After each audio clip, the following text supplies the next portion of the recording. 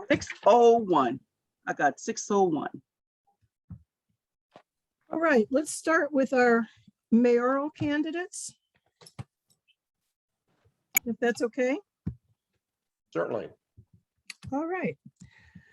Good evening and welcome to the NAACP Fairbanks Municipal Candidate Forum.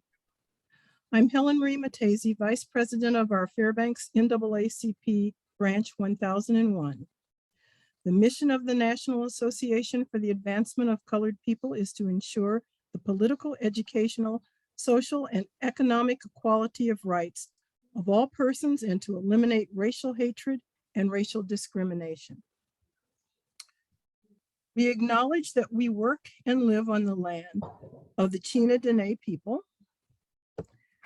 This evening, we spotlight our Fairbanks City Council and City Mayoral candidates. Through voting, we fulfill our duty to be involved in our society and affect change. To do this responsibly, we must educate ourselves about our potential leaders. On behalf of the NAACP, I wish to thank and welcome our candidates and our moderator, Alyssa Quinton. I also thank and welcome our audience, potential voters who, by educating themselves here and then voting, determine our political futures. Every vote counts. Next week, we'll host the Borough Assembly and the Board of Education candidates. Without further ado, I give you Alyssa Quintin and our city candidates, starting with our mayoral candidates. Thank you all for coming. All right, thank you, Helen Marie. Welcome everyone on Facebook and YouTube. Thank you so much for joining in. My name is Alyssa Quinton. I'm a community organizer here in Fairbanks with the Alaska Center and so honored to be moderating our city candidate forum this evening. We'll be starting with mayor first. And just to give you a little bit of overview, we have several questions for you all. You'll have 2 minutes each for each question. Our timekeeper, Wendy Nabanique, is going to be flashing some time cards for you. So just keep an eye on her box and she'll let you know how much time you have to answer your questions. And we are quick on that mute button just to be respectful for everybody else in their answers. So for our 2 mayoral candidates, we have several questions, but we'll want to start with a few introductions just to get ourselves acclimated and all of that. So I think I will pass it off here to, let me scroll down to our mayor questions. To David, you'll have a minute for these questions, or sorry, this introduction. If you just want to tell us your name, your background, and why you've decided to run for city mayor, you have a minute. Thank you very much, Alyssa. I appreciate it. My name is David Pruz from Fairbanks, educated here, work here, born here. I've been involved in different parts of community service for almost 30 years now, from statewide level to elected official to being appointed. I've always represented the citizens of Fairbanks very well. I've always looked at what's best for the citizens of Fairbanks, what's best for the community. I have a deep background of a working relationship with just about every different industry in Fairbanks. I'm very imaginative. I look at things that need to be done and I go out and get them done and I get it accomplished. That's what I've been known for. If elected mayor, that's what I'll continue to do. Thank you.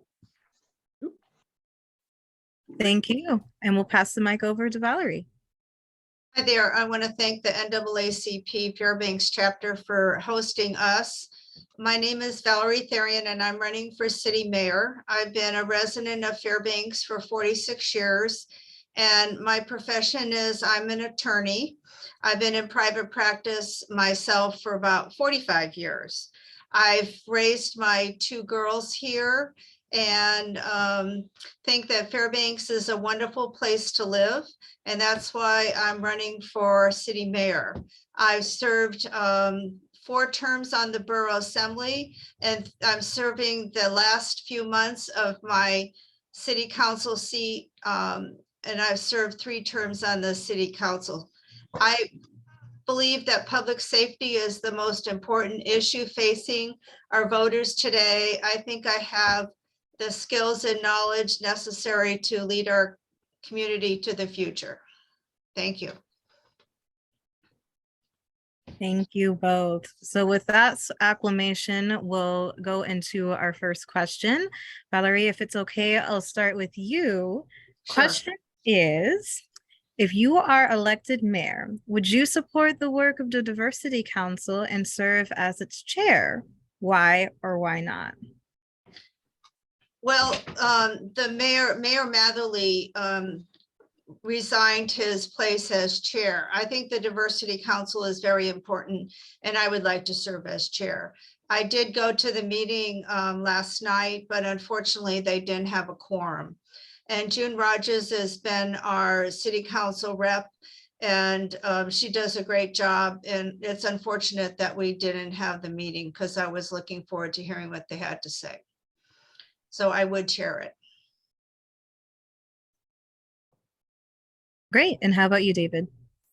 Yes, thank you, Alyssa. This is the same question that was posed to me at the Greater Fairbanks Chamber of Commerce Forum by Valerie, and I said, of course I would chair it. I believe the Diversity Council is very important of Fairbanks. We have a very wonderfully diverse town. I'm in a real estate industry. I'm in the most diverse working group probably in the city of Fairbanks. In my office, I have an African-American, an Athabascan, a Tlingit, and a Haida, and 2 veterans and myself. It's a very diverse group, but what I've always found is that from a diverse group, you get a great background and knowledge. Now, getting the quorum, that's the issue. Getting a quorum so it can meet. That's what I'd work hardest on in the beginning. I'd chair it, I'd see who's there, and I'd see who hasn't been showing up, and I'd ask them, are you serious about this? This is important. Will you show up? Will you participate? Can we have you participate? And if they do want to participate, then we'll have the quorum. If they don't, then we'll replace them. And we have the quorum and we have our meetings. Thank you. I just wanted to add that part of the reason there wasn't a quorum is that there's 2 vacancies right now on the Diversity Council, and there's a couple of names before the mayor. So hopefully he'll at least appoint one so the quorum issue won't be such a problem. Awesome. Thank you for that context. And for folks watching, if you've got some extra capacity and time, you know where to go. So our next question here, we'll start with David, you first. Our police department is underfunded, understaffed, and does not mirror our community's diverse population. What are some paths that could lead to the force being well-staffed and a representational force? If elected, what can you do to aid in the increasing diversity and filling the gaps in staffing? I was asked the same question at the Chamber of Commerce, and I'll repeat basically what I said there. I'm going to reach out to the NAACP. I'm going to reach out to the Tanana Chiefs Conference. I'm going to reach out to Doyon Corporation for their membership roster and start marketing being a police officer to those membership rosters. That's grassroots, that's community, that's people who have lived in Fairbanks or surrounding areas and they're invested in it. When you get the community bringing in their own police officers, you bring in knowledge, a working knowledge of the different issues that people have. And that's the best thing you can do. Now, we've had since about 2015, we've had low ranks in the police force. And so it's nothing that's happened since COVID. We've been battling this. We've done very well with getting lateral hires on and giving them bonuses. But I'm going to be mining the military police at Fort Wainwright as they retire. Trina Bailey of Senator Murkowski's office gave me a call one time. She said, David, we had 3 military police officers that applied for positions that retired from Fort Wainwright, and they were not even given applications or interviews at Fairbanks. They joined the Anchorage Police Department. I just find that very disingenuous, and I'll be working to fill the ranks with a very diverse group of Fairbanksans. Thank you. Valerie? Yes, my idea is to work with the university with regard to their program for training of police officers and maybe doing some apprenticeships with those young students that are attending the university so that they get an idea of what it's like to work for the Fairbanks City Police, and hopefully they'll stay with us rather than move on. Part of the problem that I see is that police officers aren't considered a good job now. And there's a lot of controversy around it, but we're going to try. We just have an ordinance in front of us to have a community outreach officer who's going to spend a lot of time trying to recruit. So I'll be supporting that as well. Thank you. Thank you. Our next question here, we'll start with Valerie. Name 3 services that you would want to increase in the city budget. Name 3 services that you would want to reduce in the city budget, and why? Well, at this time, I am not in favor of reducing any services. The services that we provide to our community are basic, and I think everyone in the community supports them. One of the things that I would support is increasing a 3rd ambulance for the fire department, because it's not right that people have to wait and have stacked calls. So I would encourage the council to support a 3rd ambulance. Right now, we're getting $1.3 million in money from 2019 transports, and that would cover the salaries of the police officers, plus give the council $300,000 for the budget. And with having those 3rd ambulance, it's going to pay for itself and give more money to the community. The next thing that I would like to work on is making sure that snow removal is more active in the community, and that we don't have to wait a couple of weeks to get an outlying area plowed. So that's one of the things that I would be working on. And finally, the 3rd area is, of course, we need more police officers. So I'll be working really hard to try to encourage people to come and work with human resources to develop some new officers. And I wouldn't cut anything. Great, thank you. Over to David. Well, I'm not looking at cutting anything either, but the 3 things that I would increase are exactly the same as Valerie: snow plowing, police, and ambulance. And I guess that's where the differences between us are. I believe that we already had the 3rd ambulance, and the 2021 collective bargaining agreement that was instituted by the city council, which Valerie voted for, that did your stacking issue right there. What they did is they took away the fire chief's ability to assign equipment apparatuses by him. And so now if you want to increase the 3rd ambulance, you have to hire another 4 firemen to put on the different fire trucks. Police, we don't have enough of them. We have basically a person who's moving over from the mayor's office to be basically the marketing director. And if elected mayor, I'll be assisting that, watching that, overviewing that, supervising that, because we need to get police. Snow plowing. In 2018, we sold a piece of property to the NAACP chiefs, and this is the ideas that I bring to the table.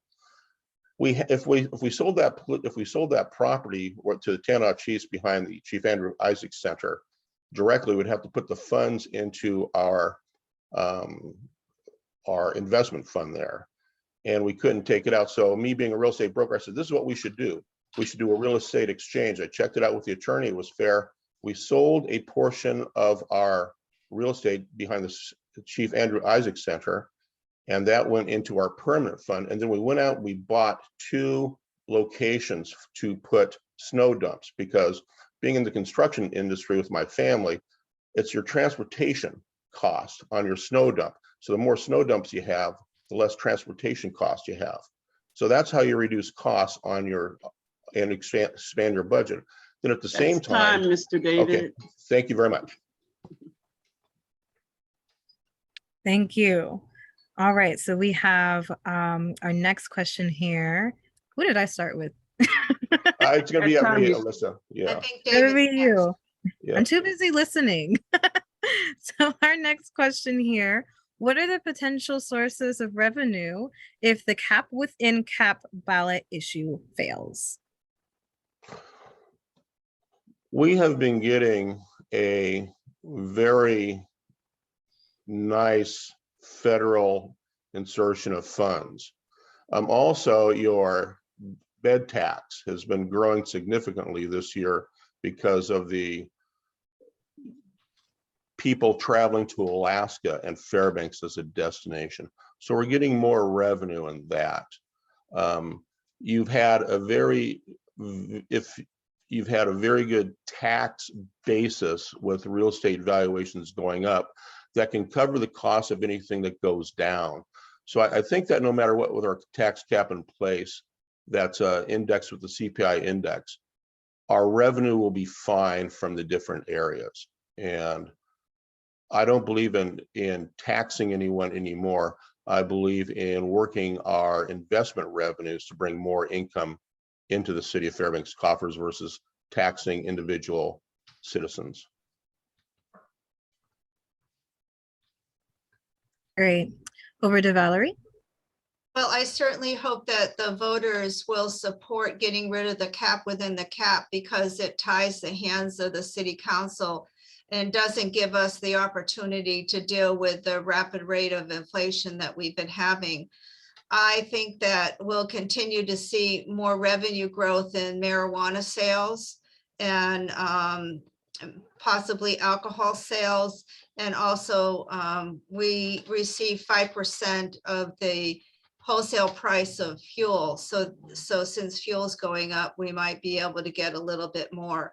Also, I spent a lot of time on the legislative committee working with our interior delegation to make sure that we receive our revenue sharing, which is now called community assistance. And that's a really important fund for us. I also serve on the City of Fairbanks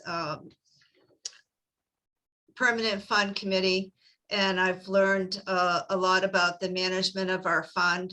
And I introduced several ordinances to change the direction of how we could invest in it.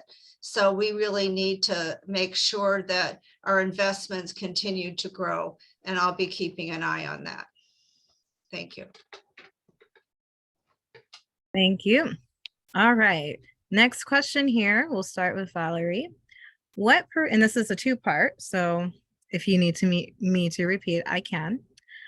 What proposals would you bring forward to improve the dialogue around houselessness, mental health, and substance abuse in Fairbanks?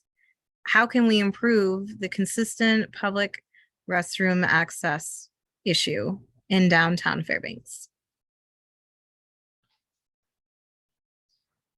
Well, I support the new program that we have at the city called Crisis Now. And I was able to attend their meeting a couple of weeks ago. Maybe it was just this past Friday. And Crisis Now works with all of the nonprofits to help people dealing with homelessness and addiction and mental health issues, and diverts the police from not having to go to pick up those people. And I think that we need to continue with that. We also just got a grant from the Rasmussen Foundation to have a homeless coordinator back in the city. Mike Sanders did that for 3 years and he did a great job. And then he worked for Crisis Now for a little while until he became the chief of staff. So I think with both of those people working under City Hall, we should be able to coordinate efforts and help with that. I had an opportunity to go on a police ride. And one of the things that I saw was a lady that had overdosed and the paramedics saved her. And that was a really scary action to have to see. With regard to, could you give me the second question again? Sure. How can we improve the consistent public restroom access issue in downtown Fairbanks? Well, I think that's a very difficult issue. The one restroom that was there got vandalized and was closed. So we'd have to maybe continue to having the restrooms at the bus station. And I would look into an area that we could have them where they'll be safe and they won't be vandalized.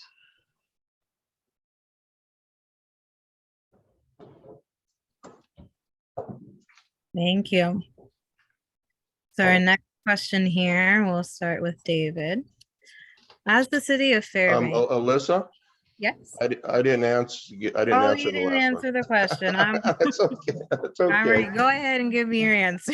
You know, mental health is such a delicate yet overwhelming issue in Fairbanks, and we have a lot of the spokes in place. You have the Alaska Mental Health Trust Authority. They're the largest landowner in the Fairbanks North Star Borough, and they've been expanding their practices, their housing, a lot of the things that they're doing.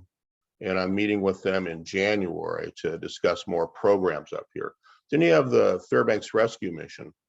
They are at front lines, taking people off the street at 20, 30 below, no matter what their condition, no matter what their state of mind is. And they give them a safe place and a respite. And then we have a new organization that's come into Fairbanks, the Cohen Foundation. It's a military mental health outreach program. And they're new in Fairbanks. And if you're a member of the military or a descendant of the military, their mental health facilities are available for you. And I think putting the two public service officers to take up a lot of the portions of the city of Fairbanks police officers who do not require a police officer presence when taking a report or something like that, that really has helped take a lot of the pressure off the city police. Now, when it comes to public restroom access, you know, that's a difficult one. We've had 3 places that people can use: the city of Fairbanks, the bus station there on 5th and Cushman, and then at the center there along Wendell Street. And that one just got vandalized, and that's out for the count for until probably next May. So basically what you do is you keep them operating, you keep them repaired, you keep them access, you try and make sure that it's healthy and sanitary for everyone to use, and make sure everyone knows that they can use them there at their convenience. And that's how you do it. Thank you. Right on the dot. Thank you both. All right. Our last question. We will start with David. As the city of Fairbanks, it is the only government entity in the interior that does not recognize Martin Luther King's birthday as an official holiday. Will you support the birthday of Martin Luther King as an official holiday for the city of Fairbanks? Well, yes, and yes, we have tried. And the person who almost got it across the finish line was Mayor Eberhardt. But what happens is you have to have the unions align one of their days off with Martin Luther King birthday. Martin Luther King's birthday is always the 3rd Monday of January. Great day, great person. And until our bargaining units acquiesce to taking that as one of their given holidays, we've asked, and Mayor Eberhardt almost got it. But it's the bargaining units that have failed to do it or accept it. And sad. I will ask, I will try. I'll bring it to the Diversity Council for them to put pressure on the different bargaining units to hopefully one day have Martin Luther King as one of our holidays. Thank you. Thank you. And last but not least, Valerie. Yes, I agree with David to the extent that the unions right now can take that holiday as one of their days off. And I don't think that that's enough. So I will be directing human resources and our bargaining team to see if we can't get that holiday instituted with our unions.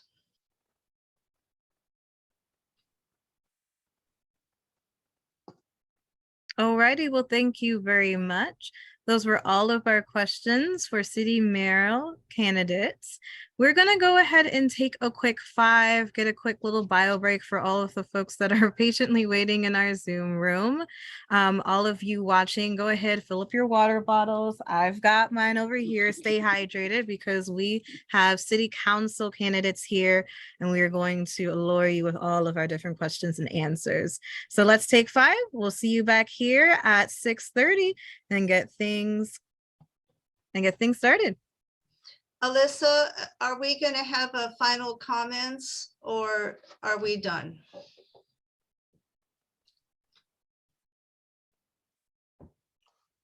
I think she's gone, Valerie. No, she's there. Oh, there she's there. Okay. I think we will have final comments. Okay, great. Thank you. Did you want their final comments now though, Alyssa? Or you want to wait until Yeah, when after do you want everybody's them? done? Sure, let's go ahead and do that and we'll take 5 after. Oh, okay. We're backing it up. Thank you. Who do you want to start with, Alyssa? Let's start with Valerie. Oh, thank you. I bring a lot of experience as an attorney. I've learned the art of negotiation and compromise. I've had lots of experience as an elected official, working on budgets, listening to the public, coming up with ordinances to support what the community needs. I'm going to bring all those skills to the table and help the city grow. One of the things that I hope to do is have community meetings to determine whether or not we want to have open space at the Polaris building. Do we want to have just housing? Do we want to have retail? Do we want to have office spaces? I think that we need to have a community consensus before we decide what to do. To the best of my knowledge, we're going to tear down the annex this winter and then use that as a ground to get rid of the rest of the building. So that's going to really help downtown and invigorate it. I will continue to dedicate myself to the community. I'm a hard worker, I'm reasonable, and I'm a problem solver. And I would ask for your vote. Thank you. Thank you. We'll pass it right along. Thank you, Alyssa, and thank you very much for hosting this. It's been very enjoyable speaking to you. But I'm going to finish my comments by speaking to the NAACP. You're a great organization. I've had you on my radio show, Benny Colbert. I've talked about historical African-American miners in the Colville and the Fairbanks and area here. The African-American presence in Fairbanks has been a founding presence in Fairbanks, very respectful. That's what you get with me. I look at history, I look at respect, and I enjoy it. And with me, the NAACP, I'll be at your Juneteenth celebrations, at your Martin Luther King celebrations. I'll fill the diversity council, and I'll make it a good council and a working council. Thank you very much. I appreciate the time. And thank you both. All right, so we're going to take my comment from the past and now bring it to the future. We're going to take a 5-minute bio break for all of our folks in the Zoom room and for folks watching. We'll join back here at around 6:35, and we'll get started for our city council candidates.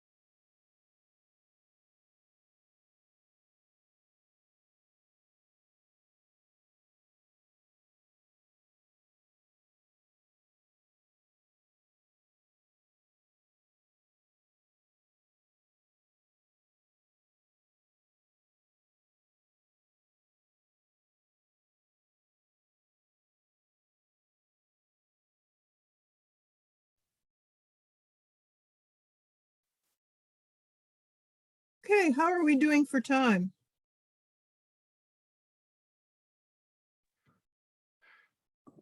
We have passed the 5 minutes. All right, Alyssa, We're here. Everyone else is here. I think we are. Are we all together?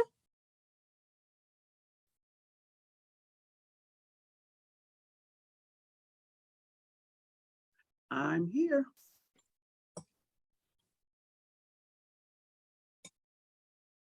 All right, well then let's get started. So I hope that was a quick little bio break. I hope you've done everything that you needed to do because now we're going to get right into it.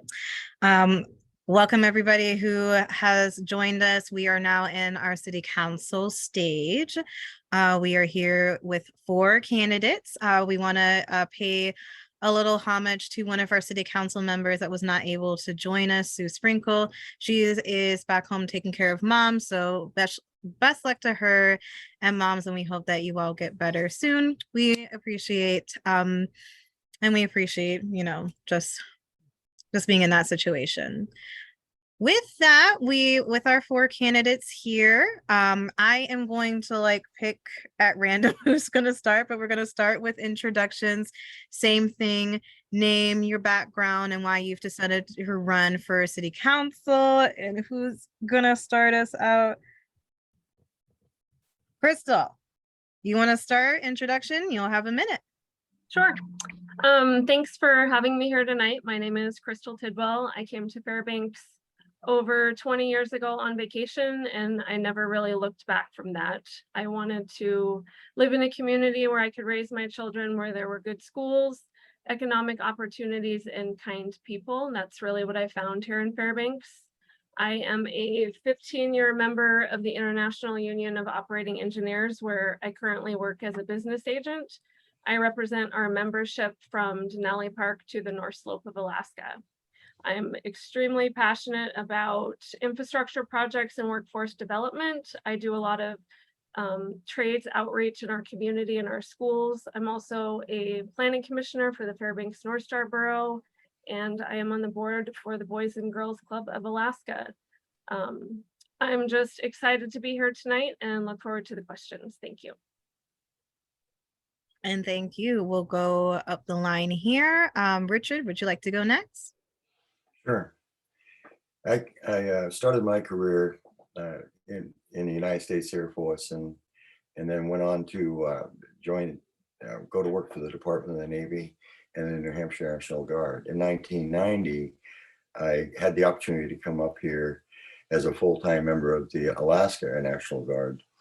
And from there, I went on to supervise 4 aircraft maintenance work centers and up to 45 maintenance personnel. I've been trained in labor negotiations, and I've worked with labor to make sure that our contract was adhered to. I've also been trained in affirmative action and worked with EEO representatives. It was my job as a supervisor and manager to make sure that we get the mission done and the work done. I've spent more than 36 years working in adverse environments and in very diverse environments. Time is up. All right. Well, thank you so much, Richard. We'll go to Aaron. Yes, thank you for having me here tonight. I appreciate everyone taking the time this evening to get online and watch this. I am running for re-election to the Fairbanks City Council. There's a lot of work that we've done over the last 3 years in regards to infrastructure projects, increasing police recruitment, increasing the training that our police officers receive, and also to increase our time to respond for our fire and EMS departments. And I think that there's work that we can still improve upon. I think that one of the important things is the city is really responsible for some core responsibilities of police, fire, snow removal, garbage, trying to keep our city running. And those are the things that I like to focus on, and I really enjoy the time. And I appreciate everyone here tonight, and thank you for your time. Thank you. And now we'll go to Sean. Great, thank you. Can you hear me? We can. Awesome. Perfect. So my name is Sean McDonald. I'm running for Fairbanks City Council seat C, and I'm running because I like the progress that Fairbanks has made, and I sort of want to keep that going, keep that momentum going. I want Fairbanks to become a more pedestrian-friendly city, and that doesn't just mean more walkable. That means more, open and safe for everybody. And I'm a lifelong resident, and I just want to see Fairbanks be the best city it can be. So thank you. Thank you. So it'll be the same format. You'll have 2 minutes each to answer each question, and then we'll go into closing statements, 2 minutes for each. For our first question, we will start with Aaron, if that's okay. All right, first question. Our police department is understaffed and does not mirror our community's diverse population. What are some solutions that could be developed for a well-staffed representational police department? And if elected, what will you do to aid in increasing the diversity, safety, transparency, and staffing? Yeah, so our police department struggles to recruit people and to retain people. There's some things that we've done over the last few years that have really helped. We've added a lateral recruitment bonus, and we've been able to recruit officers from across the country. We've recruited officers from Hawaii all the way to the East Coast. And so that, I think, has helped, and that's helped to bring some diversity to the department. Another thing that I've done is we just recently approved a new position to market and recruit police officers, a dedicated person. And I think making sure that that position is well funded with the money that they need to go out and advertise, recruit, and meet officers and meet people that will be potential officers in the community. So I think those are some solid solutions to bringing new police officers and getting that diversity that our police department needs. Thank you. Thank you. We'll go up the line and we'll start with Richard. Yes, diversity is a difficult problem, no matter where you work. One of the problems is training. And in my position as a manager, it was to evaluate people's strengths and weaknesses and make sure that they get the training they need so that when there was an opportunity for advancement, they could advance. They have an equal shot of advancing. Also, yeah, I lost my train of thought. Yeah, excuse me. Could you repeat that question one more time? Sure. So if elected, what can you do to aid in increasing diversity, safety, transparency, and staffing? Oh, like I was saying, and what we found is, training, getting people to understand the programs, number one, affirmative action and those things. People don't understand, don't have a clear understanding of what those terms mean. Getting people, you just can't go out and get a bunch of people and throw them in a basket. They have to be trained and they have to be able to function. And the only way you can do that is to have an outreach program where you can provide training so that people can compete for positions. And that's pretty much it. Thank you. All right, thank you. We'll pass over to Sean. Great, thank you. Good recruitment begins with people that are going to be looking to become police officers in 5 years, not just, a person that wants to become a police officer now. We should be not only recruiting at the university, but trying to encourage those that are attending Lathrop, West Valley, vocational schools, just all education institutions in Fairbanks to think about that if you like Fairbanks and you want to stay here, have a good career here, that you should think about becoming a police officer. Get that idea in their head so that down the line they can move their career towards that. Then we have a good crop of people that really, are staying in Fairbanks because they like it and will become good police officers and, good firemen, just good citizens. I think that diversity is something that has to be strived for. If you think that it's naturally going to happen, you're just going to be surrounded by your friends at the end of the day. You need to see where you are lacking in, experiences, in ideas, and go out and actively find people that will fill that role. And at the end of the day, I think that, striving towards a more diverse police department or any department within the city is ideal. Thank you. Thank you. And then we'll pass over to Crystal. Thanks. This is a huge issue for Fairbanks, and I think that we need to start out by not recruiting police officers from Hawaii and across the United States. We need to grow our own. We need to provide opportunities for the young people that live in this community. Those are the people that look like everyone else in this community. And what we really need to do is fix the root of the problem, which is providing those public safety officers with a competitive wage and benefit package so that they stay in our community and they raise our families here. I love hearing that we are going to have a community outreach coordinator to help market workforce development for our public safety officers. And I would hope that that individual will work with our Native corporations, the university, the veterans that we have here on base and their families.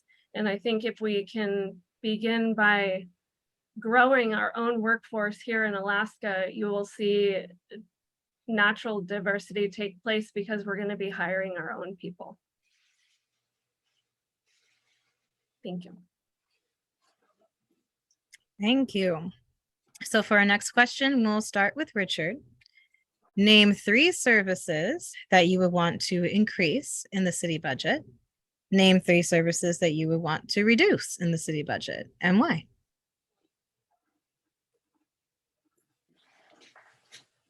The city budget right now is running pretty good. The issue that is before the voters right now is the cap on cap, and that being able to remove that cap on cap is going to allow the city to continue to balance the budget and keep pace with the inflation, the voter-approved services, and new construction, without having to increase the taxes that we take in, like alcohol, tobacco, and all that. So I think that that would be the thing that we'd be working towards, is trying to get our budget should be trued up with, and keeping pace with the inflationary rate.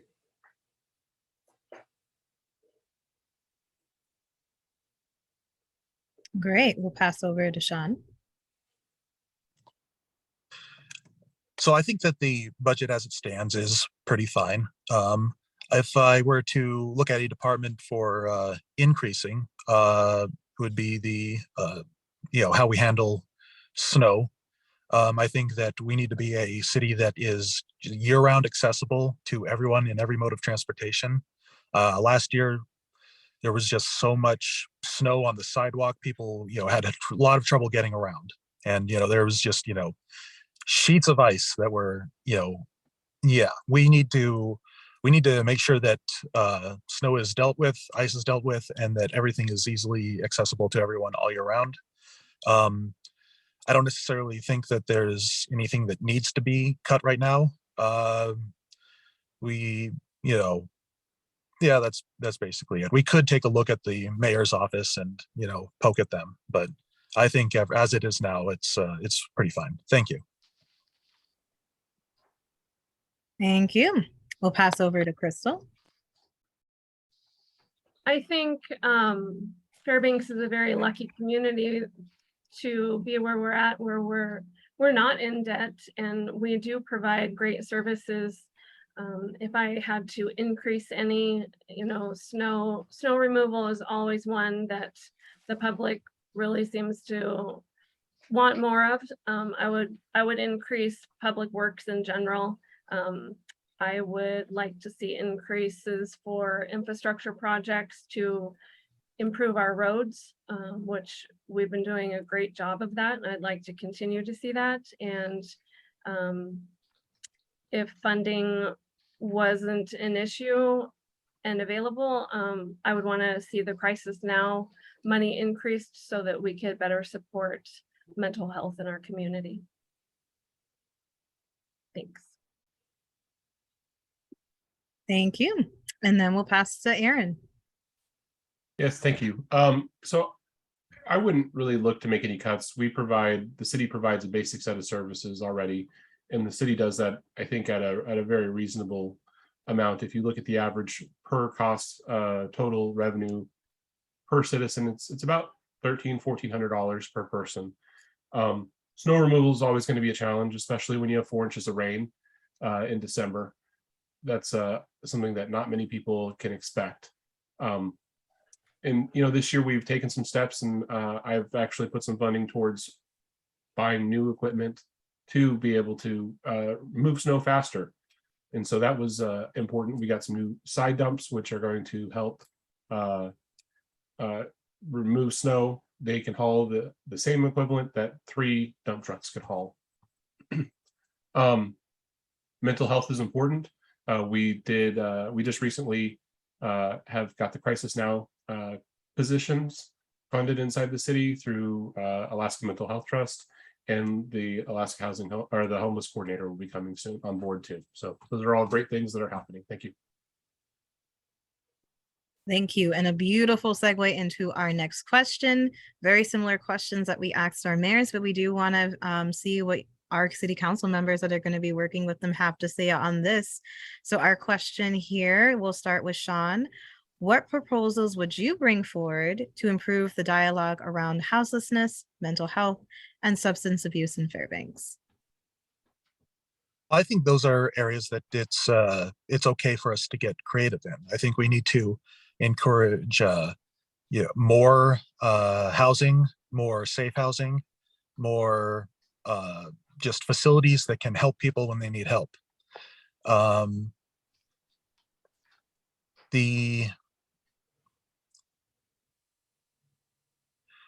think that housing can be solved fairly simply by just encouraging more buildings to be built, and having the city, if it needs to, build those buildings. And I think for drug use, other situations that arise, we have the capacity to deal with that, and we should be more open to it, and just be there for people that need help. So that's the gist of my question. Is this also the public toilet thing, or is that a different question? I'm sorry. That will be a different question. Okay, thank you. Then I'm done. Thanks. Okay, we'll pass over to Crystal. Thanks. The housing crisis downtown Fairbanks is, it's a big issue. I know that the Fairbanks Housing Association and the Homelessness Coalition of Alaska has worked on and is developing a plan. It's a 10-year plan to end homelessness. And I think that the city of Fairbanks needs to support that plan, and that will help give some guidelines where to focus and how to get there in the future. That's a very complex issue that's not going to be solved overnight, but we definitely need to keep taking the steps to get there. I think we need to continue to support tax credits for building new housing in Fairbanks.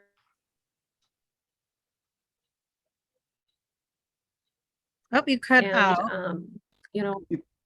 Sorry. Honoring our nonprofits in this community that provide resources for our vulnerable population is something that we need to continue to do, like the bread line, the door, things of that nature. So, thank you.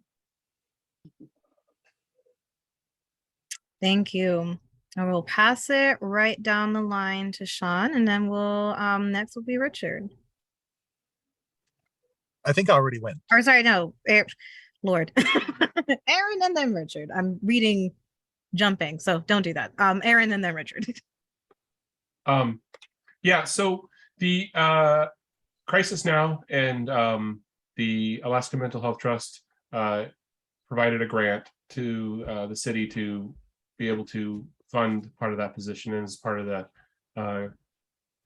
Crisis Now intervention team, which is a positive thing that we're having going on. And I think that the city needs to continue to play that essential role. We're a conduit for grants and for money that can come in from the state and federal levels that can help solve some of these issues. And they're real issues, they're big issues to be dealt with. The Rasmussen Foundation just recently, like it's been said several times this evening, made a grant to the city to help fund the housing homeless coordinator position again. That position is an essential position to really get their a feel of what's happening and help coordinate those resources for those individuals that are that need them. So and I support the city continuing to play that role and to be that conduit for the community to bring those dollars here to help get the people to solve the situations. Great, and over to Richard. You know, most of these problems are most visibly seen in downtown city of Fairbanks. Everyone's been here for a while knows that we've always had a problem with inebriates. Those numbers have been decreasing over time. We don't see as many. We have community service patrol that does a good job. But they're limited on resources and, you know, manpower and resources, and the use of public service aides is going to greatly enhance those efforts downtown. They'll have a direct line to our police department. Also, you know, Crisis Now, being right down here in downtown is a welcome sight, and I know that they're going to be able to help with a lot of these issues. The mental issue is becoming increasingly more and more. We're seeing it. We have our behavioral health across town.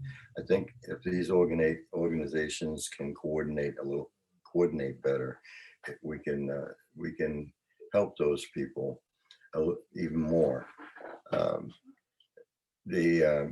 do understand that there's a possible grant for the homeless coordinator that will help as well, because a lot of these people, that's where they end up. They end up on the street, and we see them. Thank you. Thank you. So this next question here, we'll start with Crystal. Question is, some of the city's public testimonies and discussions have been divisive and dismissive.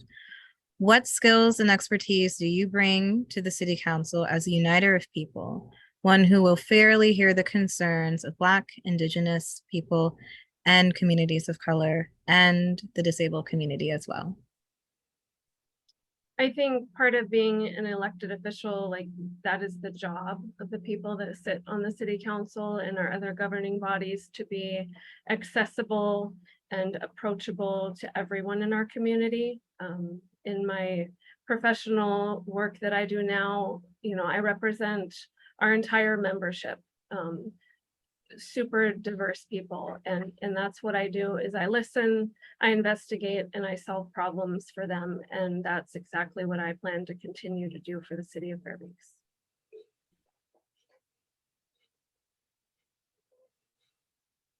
Thank you. Over to Aaron.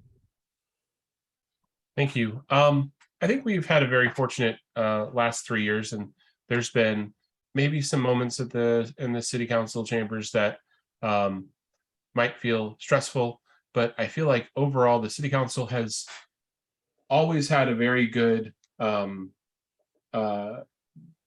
of people that have always been willing to listen. And I think being willing to listen and taking the time to hear the issue and just not rush to a decision. And I've always done that and tried to make sure people understand that whether I feel one way or another, it doesn't matter. I want to hear what people have to talk about and hear their viewpoints. So that way we can make a really an informed decision, because we just don't represent one person or one group or one area of Fairbanks. Everyone on that city council represents every single person in the city of Fairbanks, and they need to be sure to take the time to listen and be part of that community, and always be able to be accessible. People call me all the time, and my cell phone's on the website. It's very easy to find, and I'm more than happy to always talk to anybody. Thank you.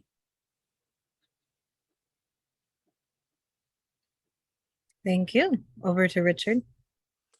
In my career as a senior level manager, I'm working with a lot of people under a lot of different environmental situations. And what I found is that even though they can be demanding, getting people to work together is probably one of the biggest keys. I'll give you an example. Each one of the work centers I had, they all had different programs, and there was 2 people assigned to every program, primary and an alternate. And when we looked on the other side of the maintenance, they had 2 work centers and 1 work center. So they had two people. So when I sat down, I would say, we have, for every program, we have 8 brains versus 4 brains or 2 brains. And if we get the 8 brains to work together, we should have the best programs going. I'm going to make a lot of decisions, and some of you are not going to always agree with it. But at the end of the day, if we get the job done and I'm fair, you consider me being fair, then I was successful at my job. And we were very successful. Thank you. Thank you. And we'll pass over to Sean. Great, thank you. I love listening to other people and listening to other different viewpoints. If you want somebody in seat C that is going to listen to what you have to say and actually think about it, in spite of however many people might be speaking against it, I'm there. Like, I just, I love nothing more than when people feel comfortable enough to open up to me about anything that's going on in their lives. It's just it's a great feeling. And I work in marketing. I work at a television station, and so much of what we make is meant to be sort of high concept, something you don't have to think about, an easy idea. I really do enjoy it when people approach me and tell me something that I actually have to think about.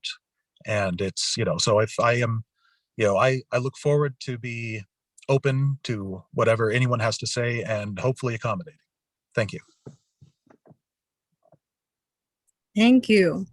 All right, this next question, we'll start with Aaron. Very similar question that we asked the mayors, but a little bit more direct. Are you ready? I see some nods. All right, beautiful. Will you adopt the birthday of Martin Luther King as an official holiday for the city of Fairbanks? Yeah, I think that Martin Luther King Jr. was an important figure in American history, and he did a lot of great things. I think that we have to figure out how to make that work with every single union, which is going to be always interesting, because every union has their own different ideas of holidays. But I would support adding that holiday to the city holiday calendar. All right, we'll pass over to Richard. I would fully support it. Martin Luther King really set the stage and changed America through his campaigns, and he did it peacefully. He did it the way it's supposed. When you want change, he did it the way it should be done. He got people to understand the thing that you were working towards. And as a result, we have programs like affirmative action. And in our workforce, that the federal government, at all levels of government, have these guidelines to follow. And I think it's got a lot of room for continuing to grow. We see things that, like the city's diversity committee, they're struggling, okay, but they're working to try to actively recruit. And again, when it comes to recruiting, you can't just get people to come down. You have to train. You have to put out training opportunities out there for people so that they can get into the workforce. Short answer, yes, I fully support Martin Luther King, and I support the way he went about changing our world as we know it today for the better. Thank you. Thank you. We'll pass over to Sean.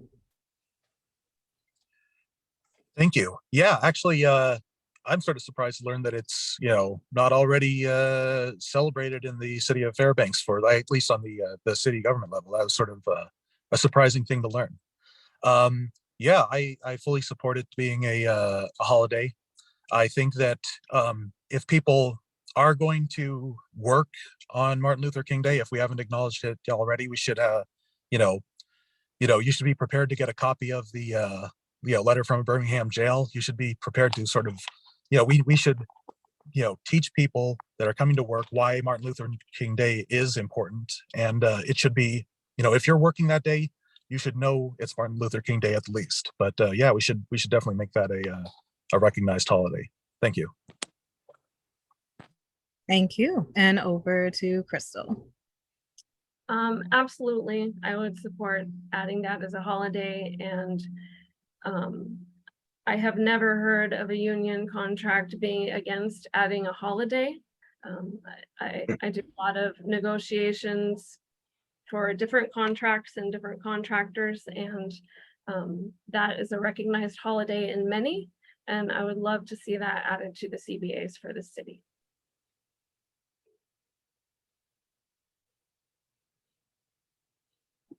All right, there we go. Thank you all. All right, Sean, we got your favorite question coming up here. You're not going first. We will have Richard go first. Everyone's favorite question.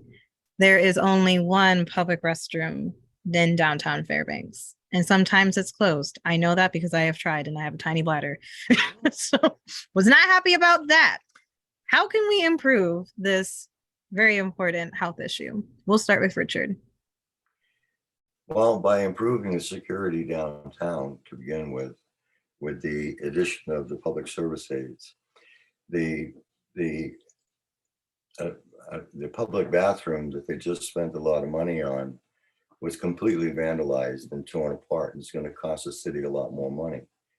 In order to have a bathroom, okay, it also has to have some kind of security around it. And you just can't put one out there and think that people are going to be people. They're going to sleep in there. They're going to do all different kinds of things in there we don't even want to discuss. So I would say, if wherever we decide to have a public restroom, we also should have some kind of security so that bad things don't happen and we have a functioning bathroom. Thank you. Thank you. Over to Sean. Great. Thank you so much. I'm glad we finally got to the toilet question. No, I think that we need to look at, it's not just downtown. I think that there should be public toilets all across town. I think that, if you are on South Side, if there was a public toilet, if you're walking down South Cushman that you could use if you needed to, I think that would be great. If you're walking along Airport Way, that would be great. Kudos to businesses that do make their facilities available to the public without having to purchase anything.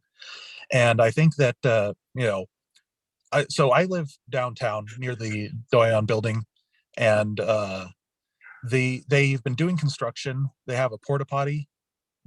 It's not just used by the construction workers. So many people pop in and use it. If we have a bathroom downtown, people are going to use it. We should have people that are cleaning it full time. If you keep the bathroom clean, if you keep it attended, then people will take care of it. They'll take care of themselves in there and will become a better, cleaner city. Thank you. Thank you. We'll pop over to Crystal. Thanks. Like Sean said, this is not just an issue that involves downtown Fairbanks. It's actually something that we talk a lot about in the Chamber Committee for infrastructure improvement across Alaska. There's not public restrooms. There's not public restrooms on our highways traveling, out to go hiking or anything. We definitely need to provide that for our community. We need to be able to keep it safe, clean, accessible. Filling our vacant police openings would be helpful. Crime tends to run a little rampant downtown, and that's one of the key issues. And the foundation of our safe, healthy, happy community really is public safety. And with filling those vacant positions, and having the downtown security officers that they've just added, I think that's going to help. But that's a service that the city needs to provide, should provide, and we just need to continue to work on that plan to accomplish it. All right, thank you all so much. Those are all of the questions that we have for you. So we'll go. You forgot Aaron. Lord, Yeah, forgot Aaron. Why did you make me moderator? I'm sorry. Aaron, go ahead. My You've been goodness. doing great. You've been doing great. Thank you. Public restrooms are an issue. The public restroom downtown in the Griffin Park next to the Morris Thompson Cultural Center actually was open this summer. And what we found out was people were going in there and locking the door first thing in the morning and sleeping in there. So with the addition of the public safety aides, they're for just not to be security in downtown, but to do a lot of things. And I think that having those folks will help keep that bathroom open, but we need to figure out how to add additional ones. I think that we should look at working with the Cold Climate Housing Research Center to see what they can come up with ideas for Fairbanks, because water at 40 below, they don't mix. So we need to figure out what an effective way is to have restrooms that are open, not only just in the summertime, but year round. And I think that's important for our community. Thank you. All right, thank you. Now it's all of our questions. Everyone answered, right? Yes, everybody's answering. Beautiful. You're good to go now. We are going to go into closing statements. You're going to have 1 minute, whatever you want to say. We'll go ahead and start with Sean, go down the line, Crystal, Aaron, Richard, then you'll be free. So we'll start with Sean. Great, thank you so much. Well, yeah, I really look forward to Fairbanks becoming a safe, clean city, safer and cleaner than it already is. I think Fairbanks is already a great place to be, but I want it to become better. I think that the Polaris building, it would be great to replace it with something that has a similar footprint, similar height. For how dilapidated the building is now, it's great to have a actual skyline, have something tall that people can see from far away. And yeah, vote for me, Sean McDonald, seat C. Thank you. Thank you, Aaron. Yes, thank you everyone for spending this evening listening, and I appreciate the NAACP for putting on this forum. It's always fun to get out there and talk with folks and get everybody to share their points of view. The biggest thing I think is we have some problems and we have some great things that are happening in our community, and we need to not only celebrate the good things, but we also need to figure out how as a community we can solve the problems that we have. with police recruitment, with getting the snow off the grounds, with making sure that we have enough ambulances to help our community. And our community just isn't 34,000 people that live in the city. Our community is 100,000. It's just not the people that live in the city. It's the entire borough, because everyone realistically comes to the city to shop, to play, to work. So we're very busy and we have lots of things going on. And I think that it's important that we remember that, and everyone at the city embraces the idea that we're all here in this together and we need to work together. Thank you. Thank you. Pop over to Crystal. Thank you so much for having me here tonight. I want to say that, local elections are just so important to our community, and it's the decisions that are made at this level of government that really affect us daily. I'm ready to work for Fairbanks. I want to create opportunities to improve what I consider already our great city that we live in. And I want to do that by living within our means and continuing to stay out of debt.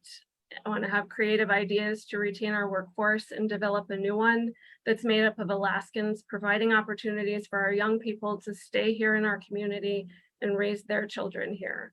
I want to take care of Fairbanks, and I want to take care of the people that live here.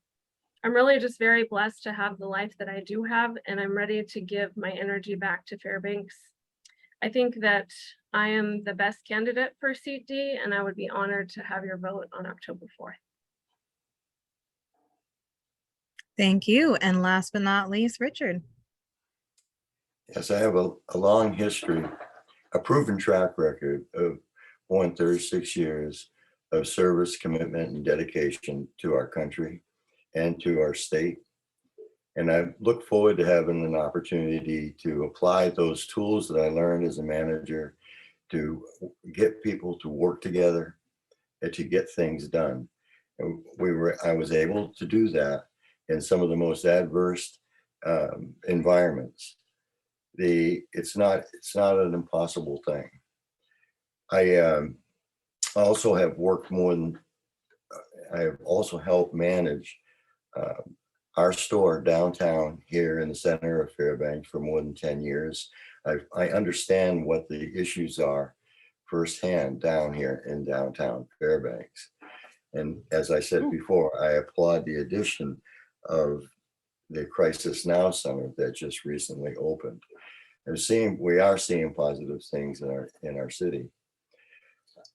I don't do very well in these forums, but I will say that I will continue to look forward to give my utmost efforts to make the council a functioning council that I could be proud of, a council that I could say I'm proud of being part of that council. So I would ask you to seriously consider me, and I sincerely would appreciate your vote. Richard Grotto for seat C. Thank you. Thank you. Thank you. Consideration and appreciations all around. Can't see the audience, but round of applause and thank you so much to all of our candidates. Thank you for listening and learning alongside us. And we wish you a lot of luck. I have. Should we have closing remarks from Joe, if he has any? Yeah, I Okay, didn't forget. Sorry. Well, thank you everybody for coming out. This is an important opportunity to let our community members hear your thoughts, and it's a good opportunity for the members of the NAACP to also hear your thoughts of how you were governed. And it's an honor. It's one of the hardest things that one can do is run for office. As a former elected official, I understand that the time dedication that goes into it, and I'm really happy that so many folks are willing to step forward and help our community. And with that, thank you for taking your time to do such an important thing, and look forward to finding out more about you as the cycle goes on. So thank you for your time. Thank you. And if we have some time, we also invite you to join the NAACP if you'd like to. Yes, and since we have some time, I have some plugs for some upcoming opportunities and some important reminders, especially for our audience.